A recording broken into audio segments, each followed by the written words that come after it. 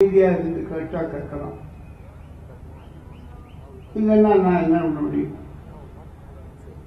கடைசியில் பேசுறவங்களுக்கு எப்பொழுதுமே இந்த மாதிரி சோதனை ஏற்படும். யாராவது கடைசி பேசதான் தெரியணும்.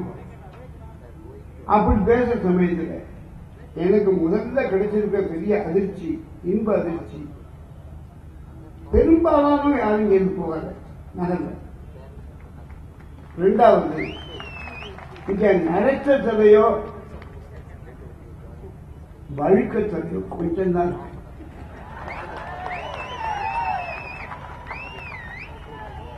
காரணம், இளைஞர்கள் இப்பொழுது எழுந்து விட்டார்.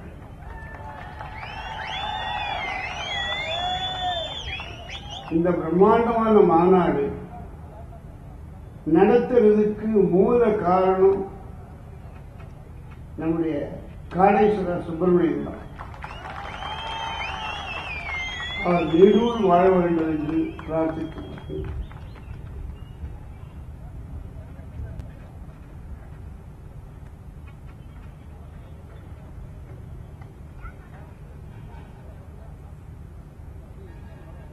இந்த கோயம்புத்தூர்ல இந்துக்களுக்கு ஏற்பட்டிருக்கிற கஷ்டங்கள் கொஞ்சம் நெஞ்சம். வீர கணேஷ் கொல்லப்பட்ட போது அவர் வீட்டுக்கு போயிருக்கு. ரொம்ப ஏழை, ஒரு குடிசை வீடு, அந்த வீட்டில் இருந்தார். அவர் எங்கேயோ வெளியில் போயிட்டு வரும்போது ஈவருக்கம் இல்லாத அவரை கொலை பண்ணிருக்கு. அந்த கொலை பண்றதுல ஒரு அதே கொலைய ஒரு கலையா பயிர். கொலை பண்ணின அப்புறம் அவன் உடம்புல இந்த பெரிய அடையாளம் போடுறது முடிஞ்சதுன்னா கண்ணை தோணும். என்னுடைய துரதிருஷ்டம், இந்த 30 வருஷங்கள் அந்த வீடுகளுக்கெல்லாம் போய் இந்த சம்பவத்தை பார்த்து இன்னும் எதுக்காக உயிரோடு இருக்கணும்? இத்தனை பேருடைய சாவுக்கு நான் காரணமாயிட்டேன் என்று ஒரு வருத்தம். ஆனால் ஒன்று இழந்தால்தான் இன்னொன்று பெற முடியும்.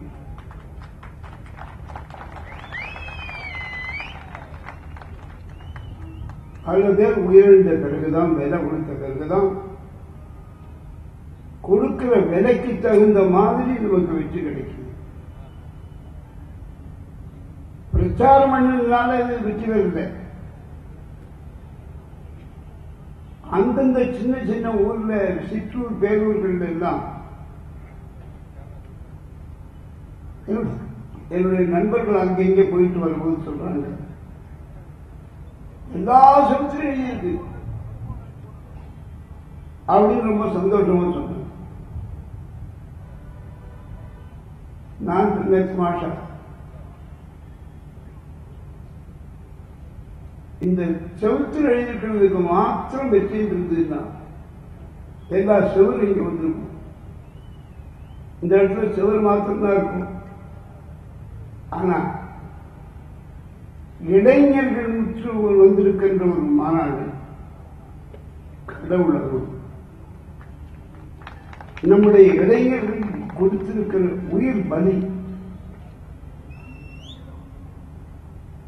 இனிமே பலி கொடுக்க மாட்டோம்.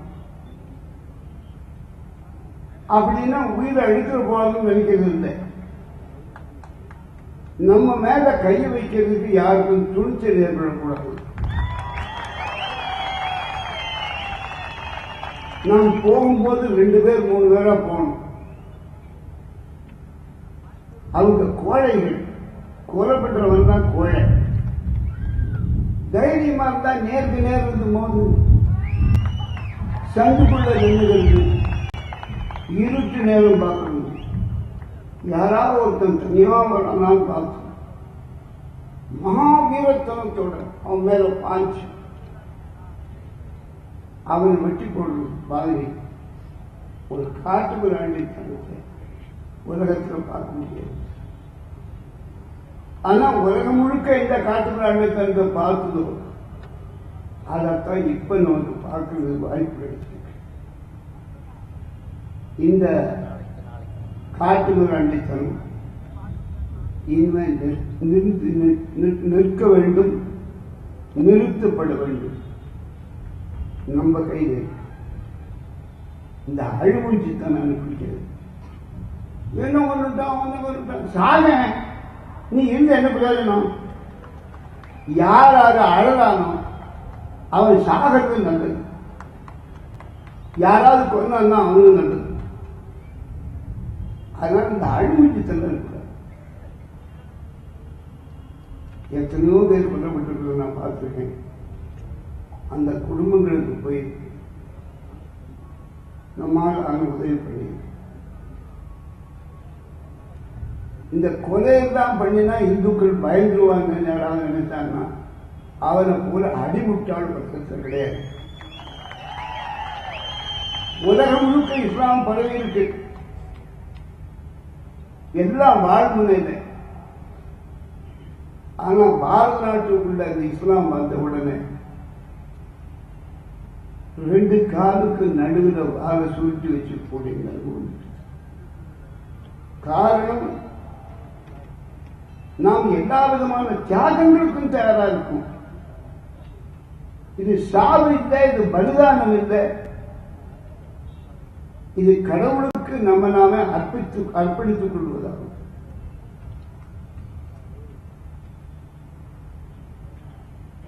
இதுவரையில கொல்லப்பட்டிருக்கிற அத்தனை தியாகிகளுக்கும் என்னுடைய முதல் வணக்கத்தை தெரிவித்துக்.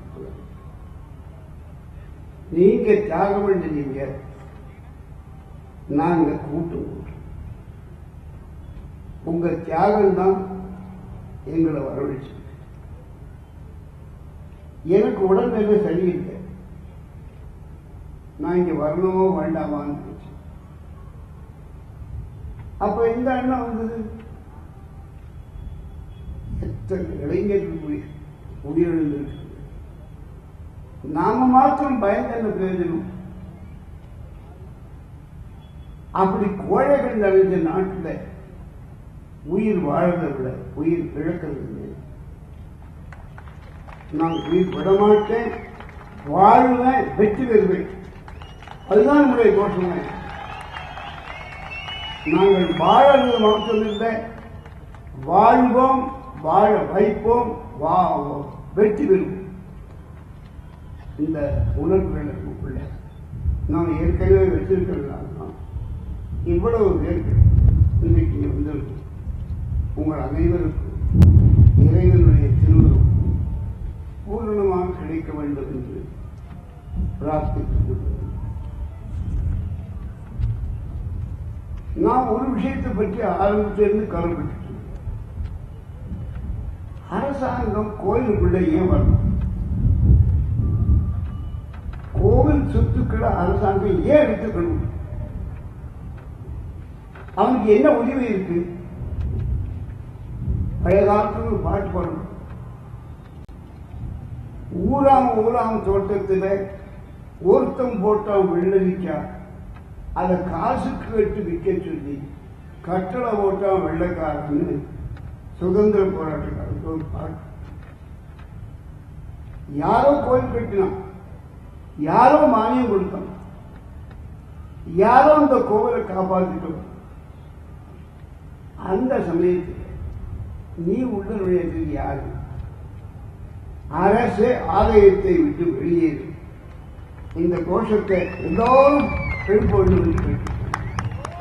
அரசே ஆலயத்தை விட்டு வெளியேறு, அரசே ஆலயத்தை விட்டு வெளியேறு, அரசே ஆலயத்தை விட்டு வெளியேறு. திருச்செந்தூர் கோயிலுக்கு போகும்போது கட்டணம் ஒன்றும் கட்டணும். நம்ம மாநில துணைத் தலைவர் ஜெயக்குமார் இங்க வந்திருக்கார். அவர் கேட்டால் எதுக்காக வந்து கொடுக்கணும்? நீ என்ன பண்ண கோயிலுக்கு? நான் கொடுக்க முடியாது, நீ தடுத்தா தடுக்கன்னு சொல்லிட்டு உள்ள போயிட்டேன். அவங்க ஆள் படையெல்லாம் கொடுத்துட்டு நீ ஜாஸ்தி பேர் கூட்டு வந்தேன்னா இன்னும் அதிகமான இது போடும், கைகள் போடும், ஆட்கள் மண்டை உள்ள முடியும், அது தயாராக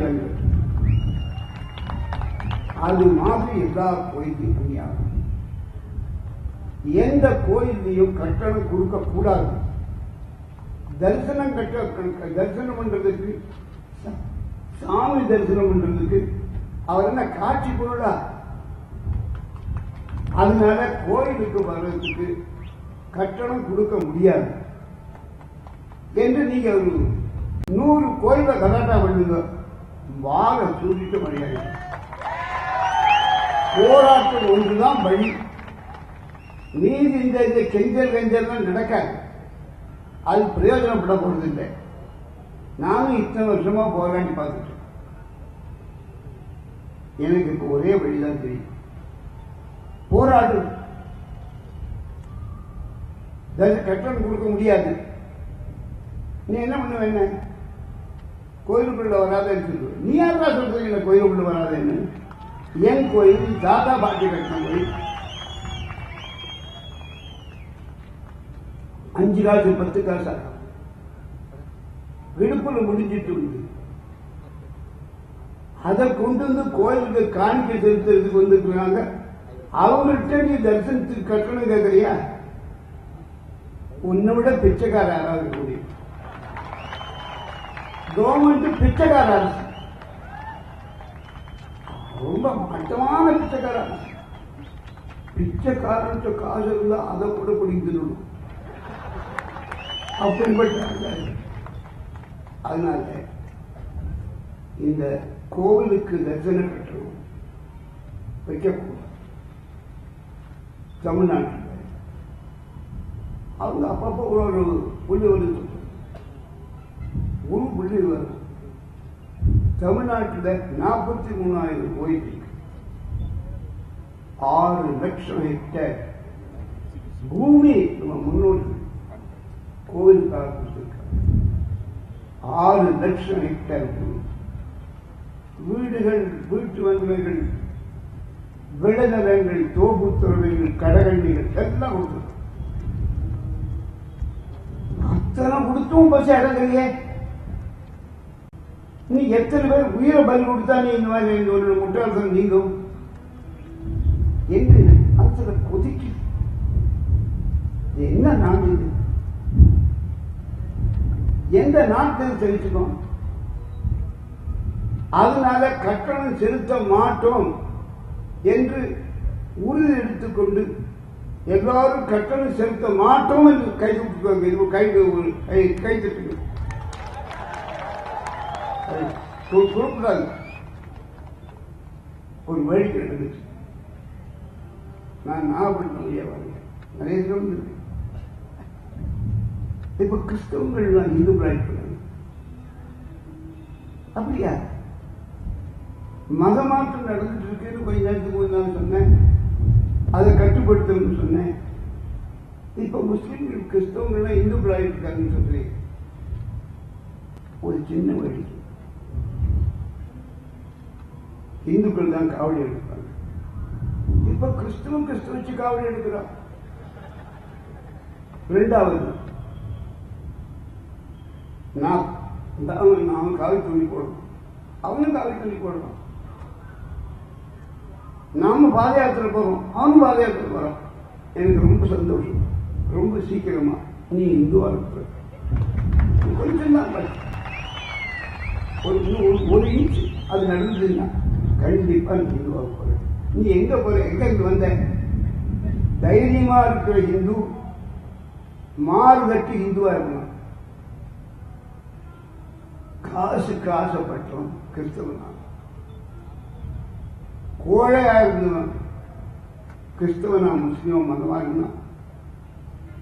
உயிரை கொடுக்கிறதுக்கு கூட பயப்படாதவங்க இந்துவா இருக்கு. அதனால இது எதை பற்றி கவலைப்பட போகிட்ட என்ன வேணா வரட்டும். அப்பா இந்த பேரணி அங்கிருந்து இங்க வந்து பேரணின்னா தூரம் போக வேண்டியிருக்கும் வந்து அங்கிருந்து இங்கே அதுக்கு எத்தனை கோர்ட்டுக்கு போக வேண்டியது.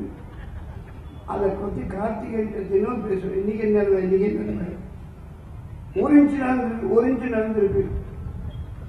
ஜட்ஜெட் இந்த விஷயம் சொன்ன அவர் சொன்னதெல்லாம் எடுத்து ஒரு புத்தகமாக போட்டா உலகத்தை சிரிச்சு பயப்பட. அப்படிப்பட்ட விஷயங்கள் எல்லாம் சொல்ல வேண்டியிருக்கு. ஒரு ஹிந்து யாத்திரை, ஒரு ஊர்வலம், ஒரு 2 கிலோமீட்டர் 2 கிலோமீட்டர் இந்துக்கள் யாத்திரை வருது, ஊர்வலம் வருது. இது செய்யும். இந்த கோயம்புத்தூர் தான் ஆரம்பத்தில் இருந்துதான் ஆத்துப்பாலம் பகுதி. அதுதான் பயங்கரவாதிகளுடைய கூடாரமாக இருக்கு. எல்லாருக்கும் தெரியும். கரும்பு கடை,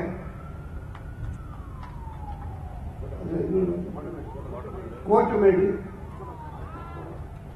அந்த கோட்டமேடு வழியா ஒரு தடவை நான் வர வேண்டியது. உடனே வண்டி வேறு பக்கத்தில் போயிட்டான். எனக்கு ரொம்ப பாதுகாப்பு கொடுத்துருக்காங்க. அரசாங்கம் ரொம்ப ஜாக்கிரதையா என்னை காப்பாற்றுது. அது காப்பாற்றுறது என்ன பண்றாங்க தெரியும். நீ முஸ்லிம்களுக்கு தெரிந்து போகாத, மசூதிக்கு தெரிந்து போகாத. என் நண்பர்கள் கேட்கிறாங்க, இங்கே மசூதி இருக்கு, இந்த பக்கம் கிறிஸ்தவங்க இருக்கு, முஸ்லிம்கள் இருக்காங்க, இந்த வழியா நீ போகாதேன்னு சொன்னா என் பேரன் பேச்சு நாளைக்கு என்ன சொல்லணும்? நான் இருக்குமான்னு போயிடுவேன், போகமாட்டேன், திரும்பி வருவேன். அப்ப என் பேரன் பேச்சு என்ன சொல்லணும்? ஊரு முஸ்லிம் கூட இருக்கக்கூடாது, ஊரு மசூதி கூட இருக்கக்கூடாது. அப்படி என்ன தொந்தரவு கொடுத்தாங்கல்ல, அப்படின்னு கேட்டாங்கன்னா அது நியாயம்தான். ஏன் அவனுக்கு வியாதி? ஏதாவது அலர்ஜியா? ஹிந்து சாமியை பிள்ளையார பார்த்தோம்னா நடுங்குதா? வரப்போற அந்த 2 மாசத்துல பிள்ளையார் வரப்போறா, வருகிறார் பிள்ளையார் வரார். ஜாக்கிரத, இவனு சாமியாடுவோம், நானும் சாமியாடுவேன். அங்க திருவள்ளி கழிவு வழியா போகக்கூடாது, வேற எல்லா இடத்துலையும் போனா திருவள்ளி கழிவு போகக்கூடாது. ஏன்? அங்க முஸ்லீம் இருக்காங்க. இந்த கல் தானே அவனுக்கு. இப்படி இவன் அவனை சொரிஞ்சு விடுறான், அவன் இவனை சொரிஞ்சு விடுறான். அரசியல் கட்சிக்காரன், ஆஹா நீ முஸ்லீம் தெரு வழியா போனே அப்படின்னு கட்டி இவனு சொரிஞ்சு விடுறான். இவன் சொல்றான், எங்க தெருவழியா நீ வரக்கூடாது, எங்க தெருவழியா நீ வரக்கூடாதுன்னு ஹிந்துக்கள் சொன்னாங்க. ஒரு முஸ்லீம் ஊர்வலமோ, ஒரு முஸ்லீம் பணமோ போக முடியுமா? எங்க ஏன் வெளிப்புள்ளவன் ஆக்குறேன், வெளிப்பிடிச்சவன் ஆக்குறேன். அதனால இந்த முட்டாள்தனத்தை நிறுத்த முடியுதுன்னா பாரு, என்னன்னா நிறுத்த வைப்போம். இந்து முன்னணி சில தோஷங்கள் வச்சிருக்கு.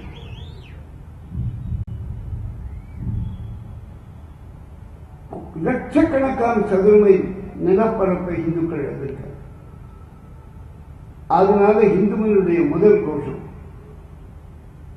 நான் சொல்றேன், திருப்பி சொல்லி, இழந்த நிலப்பரப்பை மீட்போம். இரண்டாவது, 10,000கணக்கான கோயில் எல்லாம் இடிச்சு அந்த இடத்துல மசூதியும் சர்ச்சு இருக்கு. பாண்டிச்சேரி இருக்கிய ரொம்ப தூரத்தில் போய் இருக்கா தாழ்வு, அயோத்தி இருக்குன்னு தெரியுது, பாண்டிச்சேரி அந்த சிவன் கோயில், அந்த சிவன் கோயிலை சர்ச்சை மாத்திட்டோம். அங்க நான் போய் அது என்னப்பா இருக்குன்னு பார்த்துட்டு வரேன்னு சொன்னேன். போகக்கூடாதுன்னாங்க. அப்புறம் சில அதிகாரிகள் சொன்னாங்க, நாங்க கூட வரோம், அப்ப நீ உள்ள போக போலீஸ் பாதுகாப்போட ஒரு இடத்துக்கு போயிட்டு வர. இதை விட சாகிறது நானே சாகணும். ஒரு நிமிஷம் சாக முடியாதுன்னு சொல்லுது. இது என்னதான் நாடுது? என்ன சட்டம் போடணும்? கண்ணாபின்ன சட்டம் போடணும். முஸ்லிம்களுக்கு கிறிஸ்துவங்களுக்கு சாதாரணமான சட்டத்தை போடுறதா இருந்தா இந்த நாட்டில் இந்துக்கள் இருக்காது எல்லாரும் வச்சுடு. நாங்க பார்த்துக்கணும் என்ன பண்ணணும், எப்ப பண்ணணும், எப்படி பண்ணணும் எங்களுக்கு தெரியும். அதனால முட்டாள்கள் பண்ணாத, நாட்டை பழக்காத, நாட்டம் பண்ணாத. முஸ்லிம்கள் யாரும் அந்நியர் இல்லை. நேற்றுக்கு இந்துவா இருந்தாங்க. ஒரு சின்ன துண்டு உடம்புல இருந்து போயிருக்கு. அதை விட முறையை பொறுத்து அடங்கி அது போயிட்டதுக்காக ஐயோ ஒரு இதாயிட்டு இதாயிட்டு அந்த பக்கம் போகக்கூடாது. அதான் டாக்டர் தான் இருக்காங்க, சரி கொண்டு வந்திருக்காங்க. இதை கூட கொண்டு டாக்டர் தெரியாதா? டாக்டர் சரி கொடுத்தாங்க, முடி சரியாகி போச்சு, விட்டு ஒழிச்சு போயேன். நீங்களும் நாங்கள் சமாதானமாக தான் இருப்போம். ஏன்னா நீ நேற்றுக்கு நான் இன்னைக்கு இன்றைக்கு 1000 பெருவெடுத்தால் இந்து மாதிரி காசுக்கு பயந்து கிறிஸ்தவனாக, அடிநிலைக்கு பயந்து முஸ்லீமாவை மாற மாட்டேன், மாறக்கூடாது என்று குலதையை தெரிந்திருக்கிறார். சகோதரர்கள், சட்டத்துக்கு முன்னால அனைவரும் சமம் அப்படி ஒரு கோஷம் சில சமயத்தில் டிவியில சில டிபேட் கிடைக்கும். இதுக்கெல்லாம் பார்க்கறதுக்கு நேரவே இல்லை. அங்கங்க போயிட்டு வந்து ரொம்ப கடை பரிசீலிக்கிறது. அதை பார்த்த என்னுடைய ஃப்ரெண்ட்ஸ் அந்த மனுஷ புத்தகம் நிஜ பேர் ஷாகுல் ஹமீது. நீங்க மனுஷ புத்திரன்னா ஒரே ஒரு மனுஷன் தான் கடவுள் படைச்ச. அந்த ஒரே ஒரு மனுஷ புத்திரன் இந்த ஷாகுல் ஹமீது. இந்த தந்தை டிவியை நான் எத்தனை பாராட்டினாலும் சரி, இந்த அதை கல்வி கேட்கிறான். ஏன் அவன் நிஜ பேர் வாங்கிக்கிறேன், ஏன் இழிக்கிறேன்? எத்தனையோ ஆயிருக்கு. கொஞ்சம் தைரியமான டிவி இருக்கு, தைரியமான பத்திரிகை இருக்கு, எழுதுங்க. அவன் வாங்குறது நாங்க படிக்கிறோம். விற்பனையாகாது. நம்ம பத்திரிகை ஆபீஸை அடிச்சுக்குவோம். ஒரு பத்திரிகை ஆபீஸை அடிச்சிருக்கேன் சென்னையில். பேர் சொல்றது மரியாதை இருக்கு. உங்களுக்கு தெரியாத விஷயம் இல்லை. அது பண்றது மிரட்டல் இருக்க. ஒரு டிவி நான் சொல்ல வேண்டியது உங்களுக்கு தெரியும். தாலியை பற்றி பேச ஆரம்பிச்சோன்னு மாணவர்களுடைய முதல் ஒரு 15 பேரை 10 நாள் ஜெயில் வச்சிருந்து ஓய்வு கிடைக்குது, நல்ல சாப்பாடு, சுகமான தூக்கம். எல்லாரும் கொஞ்சம் ஜெயிலுக்கு போயிட்டு வாங்க ஐயா. ஒரு தடவையாவது வாழ்க்கையில ஜெயிலுக்கு போயிட்டு வந்தா அந்த பயம் நீங்கி போயிடும். என்னமோ ஜெயில வச்சிருக்கேன், ஏன் ஜெயில எங்களுக்கு ரொம்ப சந்தோஷம் வரும். நான் வரேன், நான் இப்போ ரெடியா இருக்கேன். ஜெயிலுக்கு ஏதாவது போனது சான்ஸ் கிடைக்காது. ஏன்னா நீ என்ன பண்ண முடியும்? என்ன சாக துணித்தவனுக்கு சமுத்திரம் கடுக்கா பயந்து நடிக்கிட்டு உட்கார்ந்து கரப்பா மூச்சு இது கத்தக்க விழும். ஐயோ கரப்பா மூச்சு, கரப்பா போயிட்டு தான் வரும். அதுக்கு தான் பூச்சி கொடுத்து வச்சிருக்காங்க. அதனால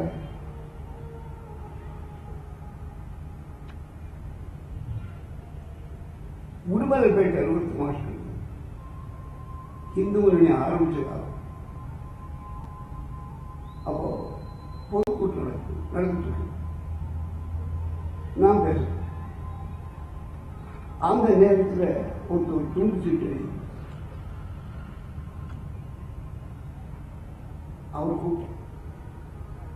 கையெழுத்து சரியா புரியல, என்ன எழுதி என் கையெழுத்து அதோட போது பார்த்து இல்லை. இப்போ இந்த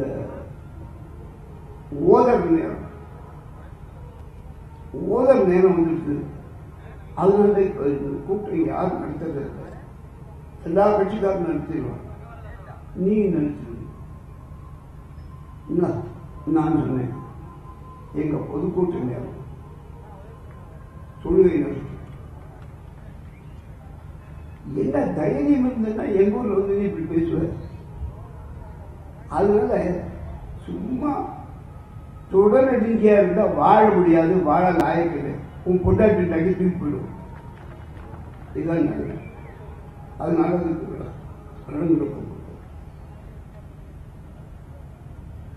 இந்துக்கள் 2 ஜாதிக்காரங்க, எல்லாரும் 2 ஜாதி, 4 ஜாதி, 10 ஜாதி, 11 ஜாதி இருக்கு. ஒரு 2 ஜாதிக்காரங்க சண்டை போட்டு உடனே அரசாங்கத்தில் திருவிழாவை நடந்தது. நான் சொன்னேன் போலீஸ்காரர் பேசுகிற ஊழியர் நடந்தது, ஊழல் நடந்தது, பிரச்சனை வந்தது, போலீஸ் துறை கலைஞ்சிடும். என்ன மடத்தனமா இருக்கு. ஊழி ஒரு லிமிட்டே கிடையாது. சரி பண்ணட்டும், கொஞ்ச நாளைக்கு பண்ணிட்டோம், ஆற்றபடி ஆகட்டும். நம்ம ஹரிஜன இந்து ஹரிஜன சகோதரர் அவர்களுக்கு கிடைக்க வேண்டிய சலுகைகளை மதமாறி போட்டு வந்து நம்ம காசுல இருந்து ஹஜ் யாத்திரைக்கு வரணும்.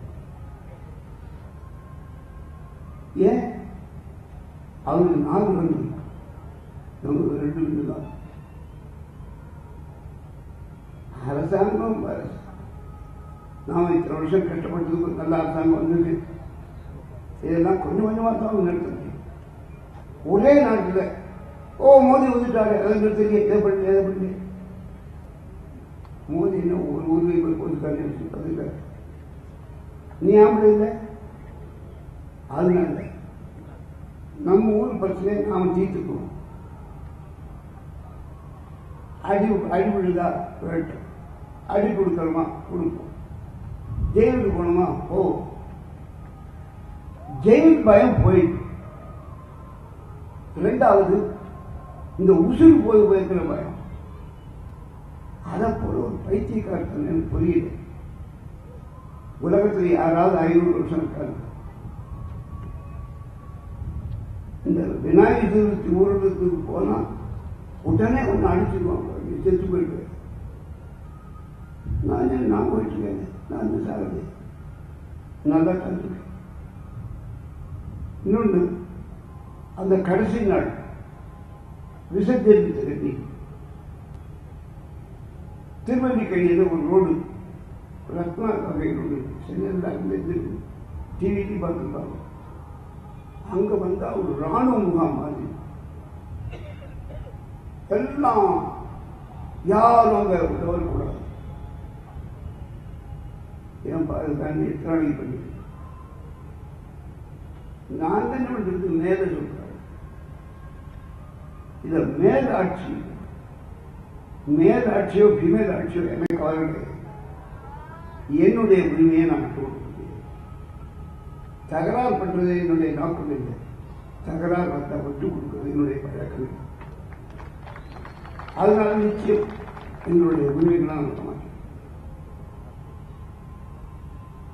தலித் சலுகை கிடையாது. நான் ஒவ்வொரு கூட்டத்தையும் இந்த சமுதாயத்தில் யாருக்கு அறியாது புரிந்து வணங்கலாம்னு சொல்லுவேன். நான் தலித்துக்காரர்கள் அவர்கள் இந்த பொதுக்கூட்டத்தையும் அறிவிக்கிறேன். காரணம் அரசியல் இல்லை. இத்தனை வருஷம் இத்தனை கொடுமை, இத்தனை அநியாயம், இத்தனை அவமானம், அவ்வளவு சைச்சல் இந்துவா இருக்காங்க. நான் இந்துவா இருக்கிறது பெருசே இல்லை, அவங்க இந்துவா இருக்கிறது உங்களுக்கு. அதனால இந்துக்களுக்கு கிடைக்க வேண்டிய சலுகை இந்துக்களுக்கு தான் கிடைக்கும். உன் அரசியல் காரணங்களுக்கு தண்ணி வேண்டாம், குடிக்க முடியாது.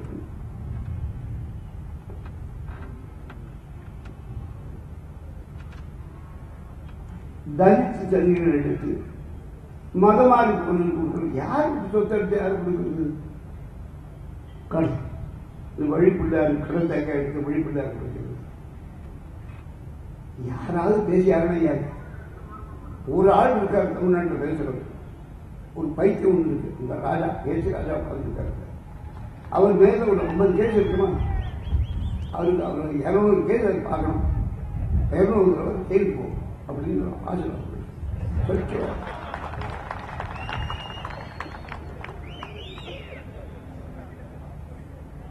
எல்லாத்துக்கும் திருப்பி சீட்டு ஒண்ணு இருக்கு.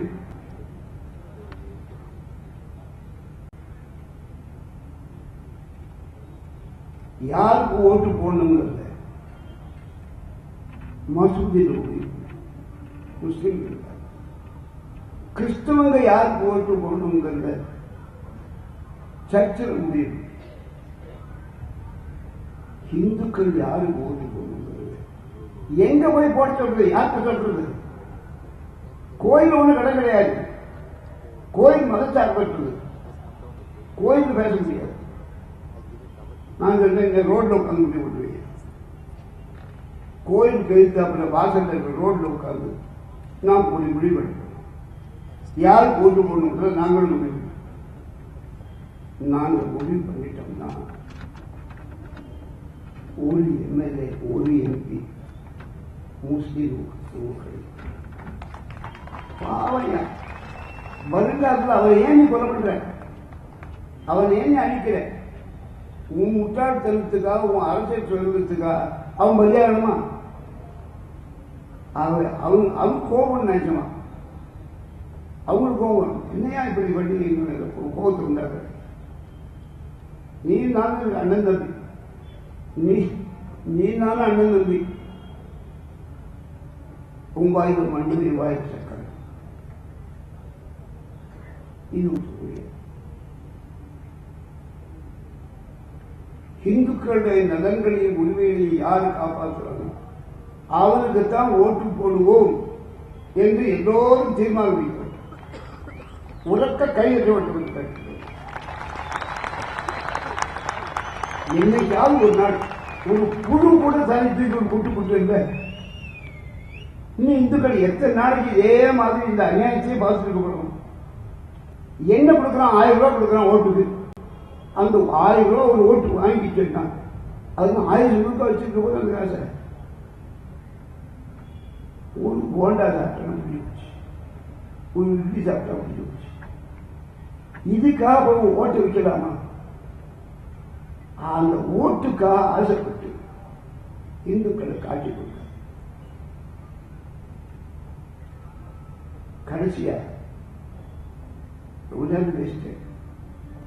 என்ன கடைசியில் பேசட்டும், அதுவும் நல்லது. கடைசியில் பேச விட்டு போறவங்க எல்லாம் போட்டோம்.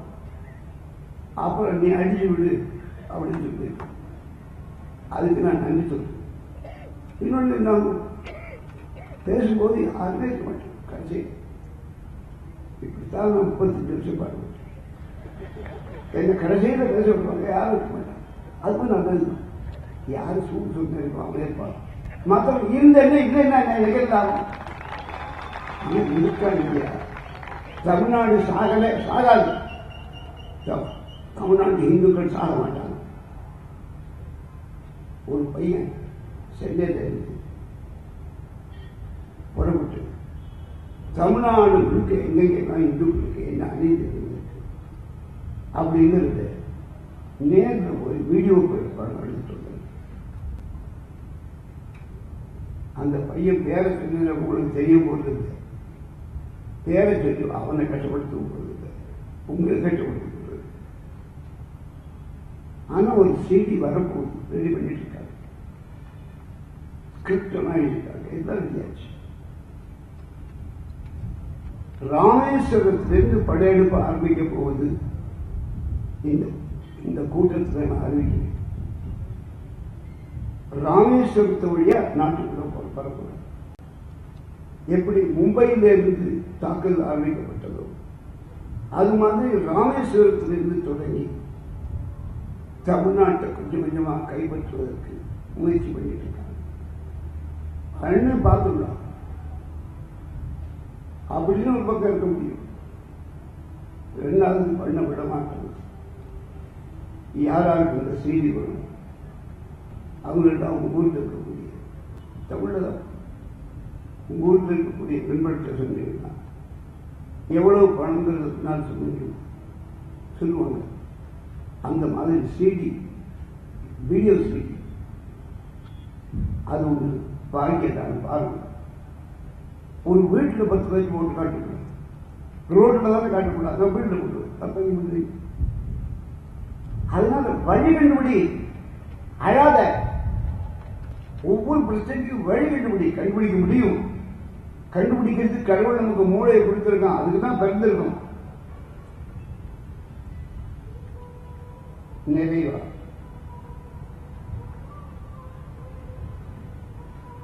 இந்து முன்னணிக்கு ஒரு காரணி தேவைப்படுது. ஒரு சின்ன இடம் கிடைச்சது, அதுல வாங்கி ஒரு எலி வட மாதிரி இருக்கு. அதில் தான் இப்ப நல்ல காலம் இருக்கு. இப்ப எலி வளைய விட பெருச்சாளி வடம் கொஞ்சம் பெருசு கிடைச்சது. சென்னையில என்ன கட்டட வேலையெல்லாம் ரொம்ப ஓடு இருக்கு.